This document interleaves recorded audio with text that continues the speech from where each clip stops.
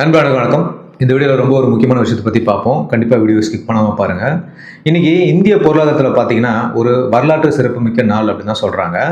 2007 அதாவது கிட்டத்தட்ட 19 வருஷமாக வெறும் பேச்சுவார்த்தையில் மட்டுமே இருந்த இந்திய ஐரோப்பிய யூனியனுடைய வர்த்தக ஒப்பந்தம், அந்த ஃப்ரீ ட்ரேட் அக்ரிமெண்ட் இருக்கு இல்லையா, அது ஒரு வழியாக வர்ற ஜனவரி 27 அன்னைக்கு கையெழுத்தாக போகுது அப்படின்னு பார்க்குறோம்.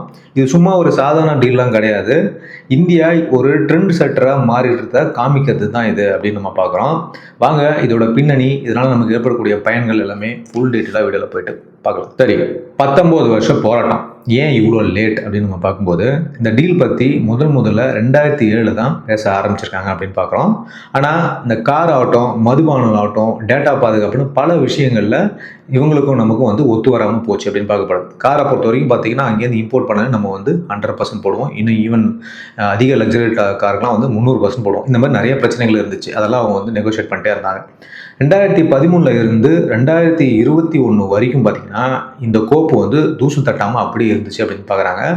ஆனால் 2022 நம்ம அரசாங்கம் என்ன பண்ணாங்கன்னா இதை திரும்பவும் கையில் எடுத்தாங்க அப்படின்னு பார்க்கப்படுது. இப்போ இதை வெற்றிகரமாக முடிச்சும் இருக்காங்க அப்படின்னு பார்க்குறோம். களத்தில் இறங்கி அடிச்சது யார் அப்படின்னு பார்த்தீங்கன்னா நம்மளுடைய மத்திய வர்த்தக மற்றும் தொழில்துறை அமைச்சர் இருக்கார் பியூஷ் கோயல். அவர் தான் இந்த விஷயத்தை பக்காவாக முடித்தார் அப்படின்னு பார்க்குறோம். இவருக்கு மேன் ஆஃப் த மேட்ச் ப்ரைஸே கொடுக்கலாம்.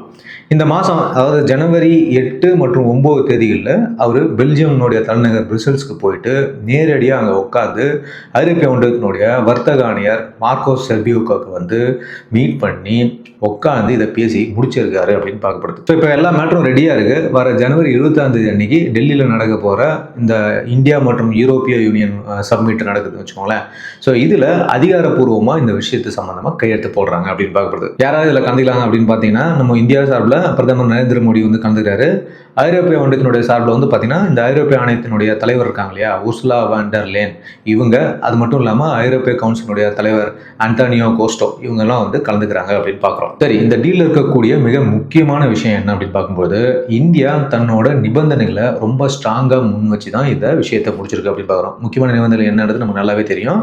விவசாயத்தை இந்த ஒப்பந்தத்திலேருந்து நம்ம வெளியே எடுத்து வச்சிருக்கோம் அப்படின்னு பார்க்குறோம். பொதுவாகவே யூரோப் ஆகட்டும், அமெரிக்கா ஆகட்டும், இவங்கெல்லாம் என்ன பண்ணுவாங்கன்னா நம்ம விவசாயத்துறை தான் டார்கெட் பண்ணுவாங்க. அவங்களுடைய மலிவான பொருட்களை இங்கே உள்ள தள்ளுறதுக்கு அதிகப்படியான பிளானை அவங்க எடுப்பாங்க. பட் இந்த நெகோசியேஷனில் நம்ம அதை எடுத்து வெளியே வச்சிட்டோம் அப்படின்னு பார்க்கப்படுது. இது எதுக்காக அப்படின்னு பார்த்தீங்கன்னா நம்ம ஊர் விவசாயங்களையும் சரி, அவங்களுடைய வாழ்வாதாரத்தையும் நம்ம விட்டு கொடுக்கக்கூடாது அப்படின்றதுக்காக. ஆனால் மற்ற துறைகளில் மட்டும் பார்த்தீங்கன்னா வர்த்தகம் பண்ணுறதுக்கு இந்தியா சம்மதிச்சிருக்கு அப்படின்னு பார்க்குறோம். இதுதான் இந்தியா காட்டின மாசான ஒரு விஷயம் அப்படின்னு நம்ம கவனிக்கிறோம். ஸோ இதில் இன்னொரு சுவாரஸ்யமான விஷயம் என்ன அப்படின்னா, இந்த மாதிரி ஒரு டீல் போட போகிறோம் அப்படின்னு நமக்கு தெரிஞ்சதுலேருந்தே இந்த டீல் கையாகிறதுக்கு முன்னாடியே நம்ம ஊர் பொருட்கள் ஐரோப்பாவில் பட்டை கலப்புது அப்படின்னு பார்க்குறாங்க. 2025 இந்த ஏப்ரல் டு நவம்பர் டேட்டா படி பார்த்தோம் அப்படின்னா ஸ்பெயின் நாட்டுக்கு நம்மளோட ஏற்றுமதி 56% அதிகரிச்சிருக்கு அப்படின்னு சொல்கிறாங்க. ஜெர்மனியில் பார்த்தீங்கன்னா 9.5% நம்மளுடைய இன்க்ரிமெண்டல் எக்ஸ்போர்ட் வந்திருக்கு. அது மட்டும் இல்லாமல் போலந்தில் 7.5% இன்க்ரிமெண்டல் எக்ஸ்போர்ட் வந்திருக்கு அப்படின்னு பார்க்கப்படுது. இதனால் என்ன தெரியுது அப்படின்னா இந்த இடத்தெல்லாம் ஆல்ரெடி நம்மளோட கொடி பறக்க ஆரம்பிச்சிச்சு அப்படின்னு சொல்கிறோம். சரி, இதனால் டெக்ஸ்டைல் ஆகட்டும், லெதர் ஆகட்டும், ஃபார்மா துறையில் இங்கே இருக்கக்கூடிய ஆட்களுக்கு எல்லாருமே கொண்டாட்டம் அப்படின்னு தான் பார்க்குறோம். அமெரிக்காவுக்கு இது ஒரு மறைமுக வார்னிங்கா அப்படின்னு நீங்கள் கேட்டிங்கன்னா கண்டிப்பாக அதை அப்படி தான் எடுத்துக்கணும். இவ்வளோ நாள் பார்த்தீங்கன்னா நம்ம அமெரிக்கா மார்க்கெட்டை நம்பியே ஒரு பிஸ்னஸாக பண்ணிட்டு இருந்தோம். யூரோப்பில் பெருசாக கான்சன்ட்ரேஷன் பண்ணலை. ஆனால் இப்போ ஐரோப்பிய யூனியனோட நம்ம கையை கோர்த்தது மூலமாக நமக்கு ஒரு பெரிய ஆல்டர்னேட்டிவ் கிடைச்சிருக்கு. இதை பார்த்த உடனே பார்த்தீங்கன்னா அமெரிக்காவோட குரலே மாறிடுச்சு அப்படின்னு பார்க்கணும். புதுசாக வந்திருக்கக்கூடிய அமெரிக்காவுடைய அம்பாசிடர் என்ன சொல்கிறாருன்னா, நாங்களும் இந்தியா கூட சீக்கிரமே ஒரு டீலை போட ரெடி அப்படின்ற மாதிரி அவங்க அம்பாசிடர் சொல்லியிருக்காரு. அவரோட டோன்லாம் இப்போ மாறி இருக்குது அப்படின்னு பார்க்குறோம். ஸோ கண்டிப்பாக அமெரிக்காவுக்கு ஆல்டர்னேட்டிவாக யூரோப் இருக்குமான்னு கேட்டால் கண்டிப்பாக இருக்கும். ஏன்னா அமெரிக்காவோட பாப்புலேஷன்லேருந்து 2 மடங்கு அதிகமானது தான் என்டையர் யூரோப் அப்படின்னு சொல்கிறோம். ஸோ அதனால் கண்டிப்பாக நமக்கு ஒரு ஆல்டர்னேட்டிவ் சோர்ஸாக யூரோப் இருக்கிறதுக்கான வாய்ப்பு அதிகமாக இருக்குது அப்படின்னு பார்க்கப்படுது. சரி, இந்த இந்தியா மற்றும் ஐரோப்பிய யூனியனுடைய இந்த எஃப்டிஏ டீல் மூலமாக வெறும் காசு மட்டும் தான் நமக்கு கிடைக்குமா அப்படின்னு கேட்டிங்கன்னா கிடையாது. லட்சக்கணக்கான வேலை வாய்ப்புகள் நம்ம ஊருக்கு வரப்போகுது அப்படின்னு பார்க்குறோம். இதில் ஒரு முக்கியமான விஷயம் என்ன அப்படின்னா, இந்த டீல் மூலமாக வர்ற வேலை வாய்ப்புகள் மெகா சிட்டிகளை தாண்டி நம்ம ஊரில் இருக்கக்கூடிய 2ஆம் தர நகரங்கள்லாம் சொல்கிறாங்களே, இந்த டயர் 2 சிட்டிஸ் சொல்லுவாங்க இல்லையா, இந்த நகரங்களுக்கும் பரவும் அப்படின்னு பார்க்குறோம். முதல் இண்டஸ்ட்ரி என்னன்னு பார்த்தீங்கன்னா இந்த ஜவுளி மற்றும் ஆயத்த ஆடைகள், அதாவது இந்த டெக்ஸ்டைல் மற்றும் கார்மெண்ட்ஸ் இருக்கு இல்லையா, ஸோ இந்த துறை அதிக பலனடையும் பார்க்கப்படுது. இது வரைக்கும் பார்த்தீங்கன்னாக்கா நம்மளுடைய இவங்களுடைய துணிகளுக்கு யூரோப்பில் 12%லேருந்து 16% வரைக்கும் வரி போடுவாங்கன்னு சொல்லப்படுது. இப்போ அது வந்து 0 ஆக போகுது அப்படின்னு சொல்கிறோம். எந்தெந்த ஊர்லாம் அதிகமாக இதில் வந்து பயனிடுவாங்க அப்படின்னு பார்த்தீங்கன்னா, திருப்பூர் பயனிடும். ஏன்னா நம்ம டெக்ஸ்டைல் அதிகமாக அங்கே பண்ணுறோம். ஈரோடு, கரூர், கோயம்புத்தூர் இதெல்லாமே அதிக லெவலில் பயனடையும் பார்க்குறோம் சவுத் இந்தியாவில். இதில் இன்னொரு முக்கியமான விஷயம் என்ன அப்படின்னு பார்த்தீங்கன்னா, இந்த வங்கதேசம் ஆகட்டும், வியட்நாம் ஆகட்டும், இந்த நாடுகள்லாம் கிடைச்ச இதே 0% டாக்ஸ் வசதி வந்து இப்போ நமக்கும் கிடைச்சிருக்கு அப்படின்னு பார்க்கப்படுது. இதனால இந்த ஊர்கள் நான் சொன்னேன் இல்லையா, இந்த ஊரில் இருக்கக்கூடிய எக்ஸ்போர்ட் யூனிட்ஸ்ல லட்சக்கணக்கான பேருக்கு வந்துட்டு வேலை வாய்ப்புக்கு அதிக வாய்ப்புகள் வந்து கிடைக்கும் அப்படின்னு நம்ம பார்க்குறோம். ஸோ யூரோப்பில் ஏற்கனவே பார்த்தீங்கன்னா இந்த வியட்நாம் மற்றும் பங்களாதேஷனுடைய துணிகள் தான் வந்து டாமினேட் பண்ணணும்னு பார்க்குறோம். ஏன்னா குவாலிட்டியை பொறுத்த வரைக்கும் பங்களாதேஷில் எப்படி இருக்கோ அதே மாதிரி தான் நம்மளோட குவாலிட்டியும் இருக்கும். அட் த சேம் டைம் ப்ரைஸ்ன்னு பார்க்கும்போது யூரோப்பில் நம்ம 12லேருந்து 16% வரி போடுறதுனால நம்மளோட துணியோட விலை அதிகமாக இருக்கும், பங்களாதேஷ் துணியோட விலை கம்மியாக இருக்கும். ஸோ அதனால் என்ன பண்ணுவாங்கன்னா சேல் அங்கே அதிகமாகும், நம்ம கம்மியாகவும் பார்க்கப்படுது. இப்போ அவங்களுக்கு கிடைச்ச பெனிஃபிட் நமக்கும் கிடைக்கிறதுனால நம்மளோட பொருட்கள் விலை ஈக்குவலாக எப்போதும் பார்க்கப்படுது. நம்மளது அதிகமாக விற்கிறதுக்கான வாய்ப்பு இப்போ அதிகமாக இருக்குது அப்படின்னு நம்ம பார்க்குறோம். சரி, அடுத்த விஷயம் என்னன்னு பார்த்தீங்கன்னா இந்த தோல் பொருட்கள், அதாவது லெதர் இண்டஸ்ட்ரி இல்லையா, இவங்களோட வியாபாரம் இந்தியாவோட லெதர் இண்டஸ்ட்ரியில் ஐரோப்பா வந்துட்டு மிகப்பெரிய பங்கு வகிக்குது. ஏன்னா அங்கே மேக்ஸிமம் எல்லாமே ஒரிஜினல் லெதர் வந்து யூஸ் பண்ணுறதுக்கு விருப்பப்படுவாங்க.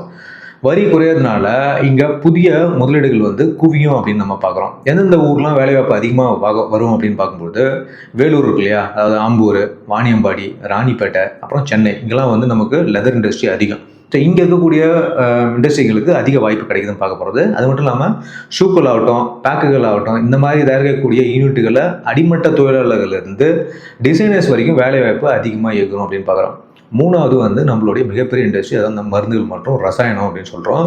ஐரோப்பா இப்போ வந்து பார்த்திங்கன்னா சீனாவை விட்டு விலகி வரதான் பார்க்குறாங்க. ஏன்னா சீனா மேலே எப்போதுமே யூரோப்புக்கு மிகப்பெரிய ட்ரஸ்ட்லாம் கிடையாது. இப்போது அந்த இடத்த வந்து இந்தியா பிடிக்க போகுது அப்படி தான் நம்ம பார்க்க போகிறோம். சென்னை ஆகட்டும், ஹைதராபாத் ஆகட்டும், அகமதாபாத் ஆகட்டும், இந்த மாதிரி இடங்களில் இருக்கக்கூடிய லேப் டெக்னீஷியன், அப்புறம் இந்த ரிசர்ச் அனாலிசிஸ்ட்லாம் இருக்காங்க இல்லையா அவங்க, அதுக்கப்புறம் ஃபார்மா தயாரிப்புகளில் இருக்கக்கூடியவங்க, இவங்க எல்லாருக்குமே வந்து பார்த்தீங்கன்னா இது ஒரு பொன்னான வாய்ப்பு அப்படின்னு சொல்கிறாங்க. அடுத்தது பார்த்தீங்கன்னா ஐடி மற்றும் டிஜிட்டல் சேவைகள். இது வரைக்கும் பார்த்தீங்கன்னா பொருட்களுக்கு வரி வந்து குறைப்பது பற்றி தான் நம்ம பேசணும். ஆனால் இந்த டீலில் சர்வீஸும் ஒரு பெரிய பங்கு இருக்குது அப்படின்னு பார்க்கப்படுது. நம்மளுடைய ஐடி நகரங்களமான இந்த பெங்களூர் ஆகட்டும், சென்னை ஆகட்டும், கோயம்புத்தூர் ஆகட்டும், புனே ஆகட்டும், மதுரை ஆகட்டும், ஸோ இந்த மாதிரி இருக்கக்கூடிய இடங்களில் நம்மளுடைய ஐரோப்பிய கம்பெனிகள் வந்து இங்கே வந்து பார்த்திங்கன்னா தங்களுடைய இன்வெஸ்ட்மெண்ட் பண்ணுறதுக்கு அதிக வாய்ப்புகள் இருக்குது. சர்வீஸ் சென்டர்களை அதிகப்படுத்துவாங்க. முக்கியமாக இந்த ஏஐ ஆகட்டும், அப்புறம் இந்த க்ளவுட் கம்ப்யூட்டிங்கு, இந்த துறைகள்லாம் வேலைவாய்ப்பு அதிகமாக அதிகரிக்கும் அப்படின்னு பார்க்குறாங்க. சரி, இந்த டீல் மூலமாக 2026க்கு அப்புறம் மட்டும் இந்தியாவோட ஏற்றுமதி மூலமாக சுமார் 10 லட்சம் நேரடி வேலைவாய்ப்புகள் உருவாகிறதுக்கான வாய்ப்பு இருக்குது அப்படின்ற மாதிரி ஒரு கணிப்பும் இருக்குது. ஓகே, இப்போது திருப்பூரில் தயாரிக்கக்கூடிய பனியனாக இருந்தாலும் சரி, ஆம்பூரில் தயாரிக்கக்கூடிய லெதர் ஷூவாக இருந்தாலும் சரி, இனிமேல் ஐரோப்பா முழுக்க நம்ம ஊர் முத்திரை தான் வந்து போடப்பட்டிருக்கும் அப்படின்னு பார்க்கப்படுது. இது ஒரு பிஸ்னஸ் டீல் மட்டும் கிடையாது, நம்ம ஊர் இளைஞர்களோட ஒரு வேலைவாய்ப்புக்கான வீசா அப்படின்னு நம்ம சொல்கிறோம். ஜனவரி 27 நான் சொன்ன மாதிரி நம்ம பாரத பிரதமர் மோடியும் ஐரோப்பிய ஒன்றியத்தினுடைய தலைவர்கள் வந்து இதை கையெழுத்து போட போகிறாங்கன்னு சொல்லப்படுது. இந்திய ஏற்றுமதி அடுத்த லெவலுக்கு கண்டிப்பாக இது மூலிமா போகும். ஒரு சில பேர் உடனே நினைக்கலாம், ஓகே அப்போ நம்ம இந்த ஃப்ரீ ட்ரேட் அக்ரிமெண்ட் போடுறதுனால BMW, பென்ஸ் கார், ஜெர்மனிலேருந்து நம்ம இறக்குமதி பண்ணுற காருக்குலாம் வந்து விலை கம்மியாகுமா அப்படின்னு நீங்கள் நினைக்கலாம். இந்த டீல் பற்றின ஃபுல் விஷயம் இன்னும் வெளியே வரல, கண்டிப்பாக வெளியே விடுவாங்க. ஆனால் ஒரு சிலர் என்ன சொல்கிறாங்க அப்படின்னா, ஒரு கோட்டா இருக்குது அப்படின்னு சொல்கிறாங்க. ஒரு பர்டிகுலர் நம்பர்ஸ் வரைக்கும் தான் வந்து இந்த ரேட் கம்மியாகி வரதுக்கான வாய்ப்பு இருக்குது அப்படின்னு சொல்கிறாங்க. நம்ம நினைக்கிறது உண்மை தான். கண்டிப்பாக BMW, பென்ஸுக்குலாம் விலை குறையும், இங்கே டேக்ஸ் கம்மி பண்ணுவாங்க, 10லேருந்து 15% தான் டேக்ஸ் இருக்கும் அப்படின்ற மாதிரி ஒரு கருத்து சொல்கிறாங்க. பட் அது வந்து ஒரு லிமிட்டட் குவான்டிட்டி அப்படின்னு தான் சொல்லப்படுது. அது இல்லாமல் ஒரு கேட்டகரியான வெஹிக்கிள் மட்டும் தான் சொல்லப்படுது. லக்ஸரி வெஹிக்கிள்கான டேக்ஸ் இப்போ என்ன இருக்கோ அது தொடருன்ற மாதிரி தான் வந்து பேசுகிறாங்க. இது எந்த அளவுக்குன்றது ஃபுல் டீட்டெயில் வந்தால் தான் நமக்கு தெரியும். நான் ஏற்கனவே சொன்ன மாதிரி அமெரிக்கா மார்க்கெட்டுக்கு ஒரு ஆல்டர்னேட்டர் நம்ம ரொம்ப குயிக்காக முடிச்சுட்டு வந்துருந்தோம். ஏற்கனவே நான் பல வீடியோலாம் போட்டிருக்கேன் இது சம்மந்தமாக. இவங்க 500% டாரிஃப் போட்டாலும் சரி, 1000% டாரிஃப் போட்டாலும் சரி, இவங்க இல்லாமல் நம்மளால் தொழில் பண்ண முடியும் அப்படின்றது தான் இது நமக்கு காமிக்குது அப்படின்னு பார்க்குறோம். ஆனாலும் அமெரிக்காவை நம்ம விட்டுற முடியாது. கிட்டத்தட்ட 34 கோடிக்கு மேலே இருக்கக்கூடிய ஒரு மக்கள் தொகை, அதாவது வேர்ல்டுலே சைனா இந்தியாவுக்கு அப்புறம் 3வது மிகப்பெரிய மக்கள் தொகை கொண்ட நாடும் அதுதான் பார்க்குறோம். மக்கள் தொகை இப்போயும் அதிகமாகவே வந்துட்டு இருக்கிற நாடுகளோட அவங்ககிட்ட தான் வந்து மக்கள் தொகை வந்து அதிகமாகிட்டு வருது அப்படின்னு நம்ம பார்க்குறோம். ஸோ இந்த மாதிரியான ஒரு நாடை நம்ம தவிர்த்துவும் முடியாது. கண்டிப்பாக இப்போ நம்ம யூரோப் கூட போட்ட டீல் வந்து நமக்கு ரொம்ப ரொம்ப ஹெல்ப்ஃபுல்லான ஒரு விஷயம். ஆனால் கூடிய விரைவில் நம்ம அமெரிக்கா கூட ஒரு டீல் போடணும் அப்படின்னு தான் நம்மளுடைய எண்ணம்.